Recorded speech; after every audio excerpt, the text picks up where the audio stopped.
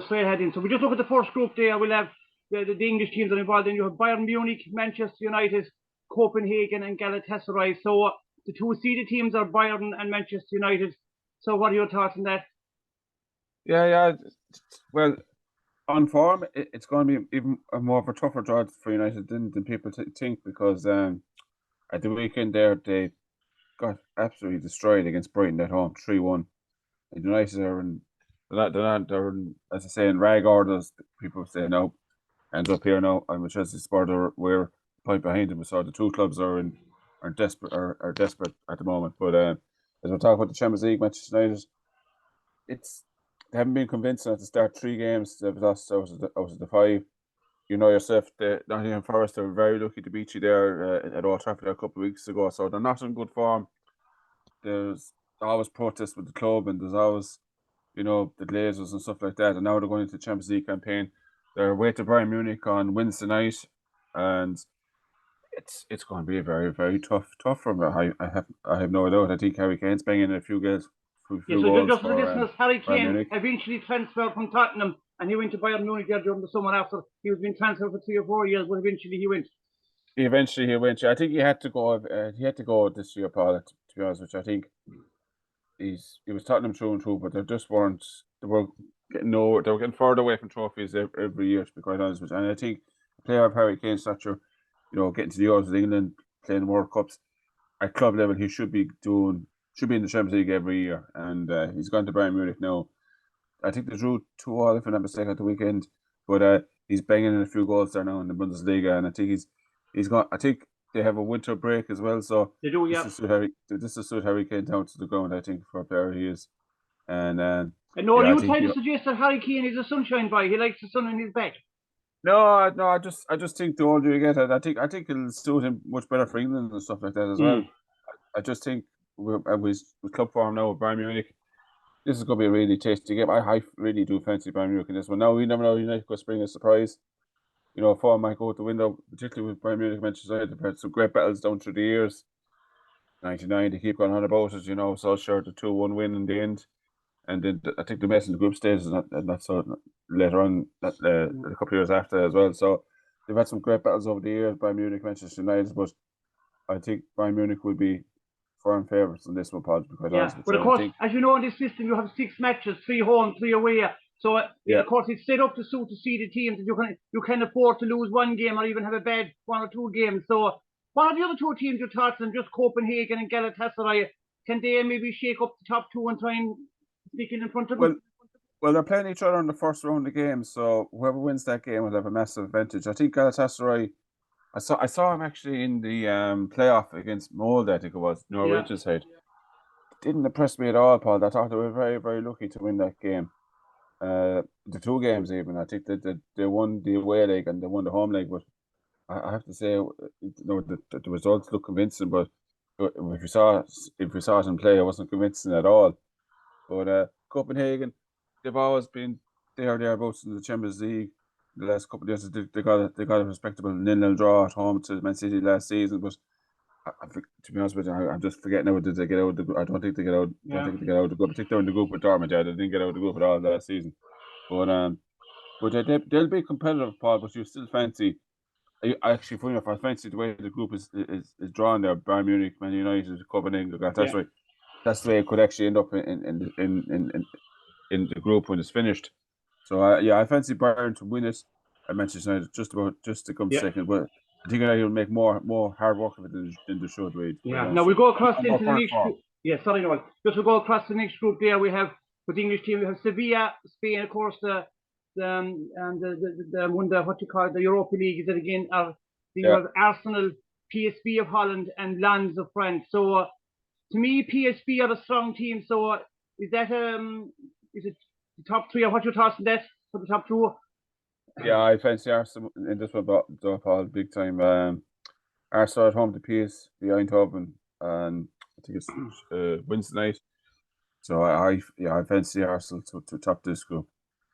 Sevilla. No, of course, just for the listeners, Arsenal made a big purchase during the summer. Declan Rice played for Ireland, but now he's an English international. He came from West Ham. Was it over 100 million they paid for him? 105 million sterling, I think. Yeah. But has he really, in your opinion, has he strengthened him up this season so far? I know there's only a handful of games going.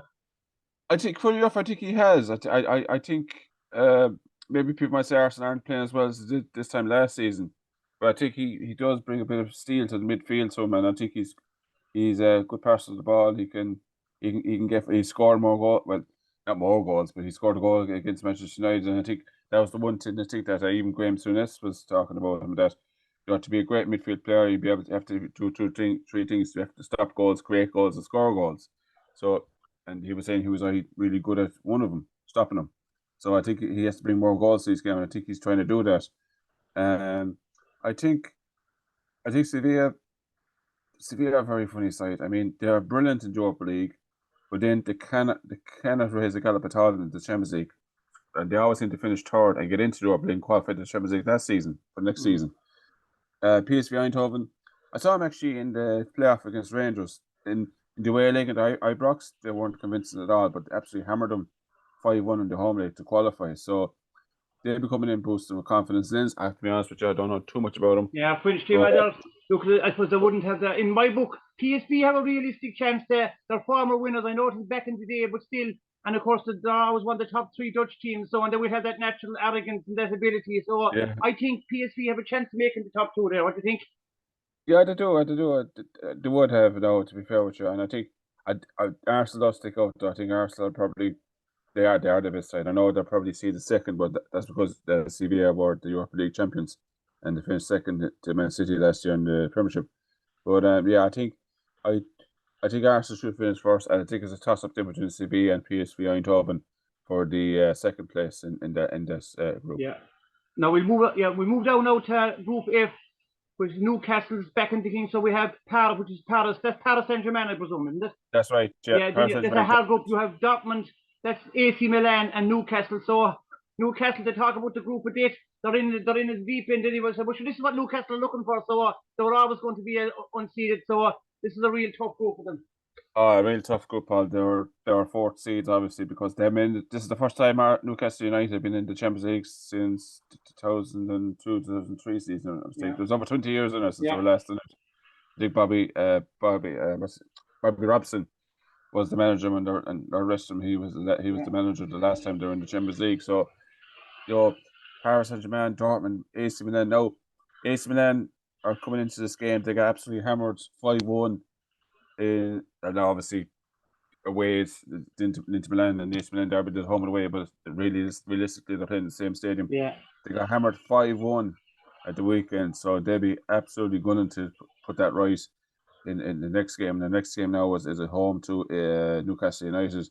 So I'll give Newcastle a really good chance, though, Paul. I know Newcastle's form hasn't been great the last 3 games. The last 3 games before they won against Brentford there, the week 1-0. So Newcastle aren't exactly in the best form either. So this could be a really tight game, really competitive game. I think Newcastle could sneak a point here.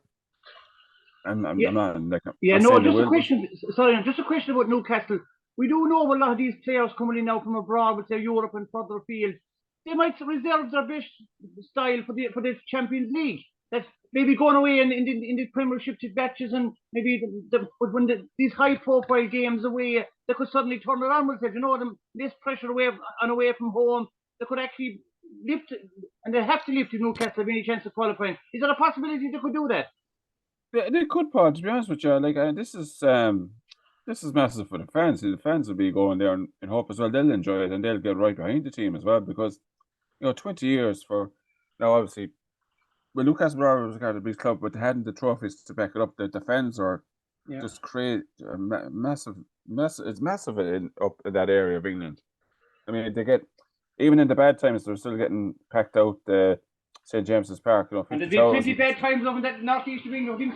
Yeah, they have, and to be fair, they've all stuck with them. And the football was poor. That Mike Ashley they never really took to him, and take him what like. They were saying that the club wasn't run very well and stuff like that, but they got relegated a few times, but they always bounced back. And this is reward now for the fans, I think, for what now. Obviously, the ownership we're not going to go into, but there's always huge question marks about it. who are sticking to football now. I think the players will rally around it now. I think the players. This is massive, and I know the first game's away to AC Milan, but their first home game, when that Champions League music comes on, the roar that they will get from the fans in that game is going to be massive. I know they had a poor start to the Premiership year, and it was if you're playing matches either midweek, Tuesday, Wednesday, and then at the weekend. Will that could affect them maybe in the 6 games to try and qualify for the group? Or will it finish third? It's third a realistic? Third is realistic, Paul, to be honest with you. Look, that first game is key for them. I think that'll set the tone for the rest of the group, to be quite honest with you, because if they look, I don't think they'll lose it badly. I just don't see AC Milan really being that great, to be quite honest with you, because they're not in great form, and they haven't been in great form the last year or so. Ever since they actually won the league last season, they were atrocious. They're lucky to be even in the Champions League, because I think with Juventus, the point deduction, I think that's how they got in. Yeah. So yeah, it's Newcastle should play the team on the field, not the name of the club, if you get me. Yeah. No, AC Milan's a big club, huge history. Yeah. But they're not. They was definitely struggled to get into the top 6 in England, no doubt about it, because their form isn't great. Yeah. Before we move on, Noel, where do you think they'll finish in that group? I know it's very hard, but just an opinion. Yeah, I think Paris and Dortmund will probably just edge it, and I think Newcastle will probably try and get third. I don't think they're going to get out of it. I just feel baptism of fire. Yeah. That's the hardest group they could have got.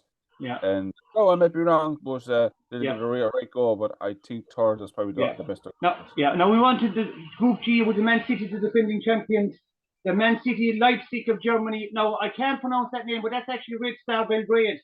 Whatever it is, and the Young Boys of Switzerland, but I can't pronounce that. But that's Red Star. And Red Star, of course, won the old European Cup back in the late 80s as well, but that's just from Serbia, formerly Yugoslavia, now Serbia. So for Man City, to me, are going to stroll through that group. Sometimes they give them a chance to in the Champions League. We always see Man City's group. Now, other than maybe last year they had Dortmund in it, but they always seem to get a handy group. And this is another handy group for them again. Now, I know they're European champions. They won the treble, of course, last season. They're top of the Premier League already. They normally traditionally start slow, but they seem to be fast out of the blocks this season. No, maybe the performances have been great, but the results are still being backed up.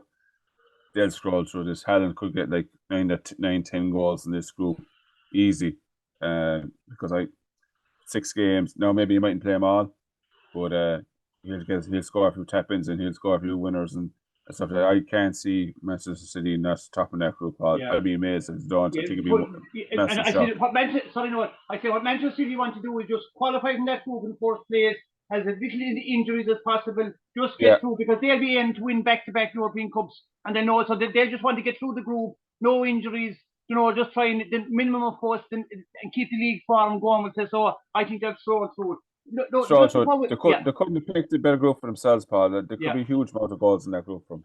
Yeah. And now, just before we go on, we'll have a quick look at Celtic there.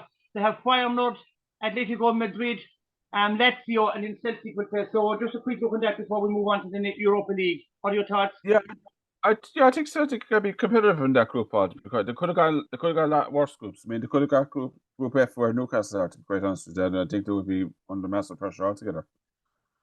I think they'll be competitive. Now, will they get out of the group?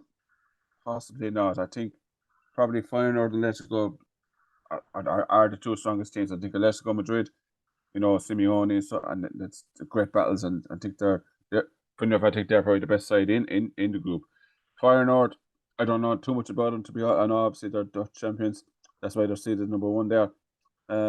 Lazio again would be very hard to beat. So yeah, Celtic could have got worse groups, but they'll be competitive. I think they'll be more competitive than they were last year. I think they got Real Madrid last year in the group, and then they gave Real Madrid a right good battle for a good 60 minutes, but eventually they clashed holds and they got 3 late goals. And I know Brendan Rodgers is back, of course, this season with Celtic. He was in Leicester. Just a question though before we move on. The strange thing, because Celtic are so dominant now in Scotland, Rangers have really fell off, slipped off the top rank. They're so dominant, but that's actually, in my way, in a funny way, it's actually negative in the European because they're not getting tough games. Yeah, they're physically tough, right, but they're not being pushed in terms of quality with Aberdeen, Dundee, Hibernian and Hearts. And now Rangers have slipped off the mark too. Rangers have slipped backwards there, so they're totally dominant. They're winning leagues. They don't even have to play well at times. So in a strange way, that doesn't actually help them in Europe, I think.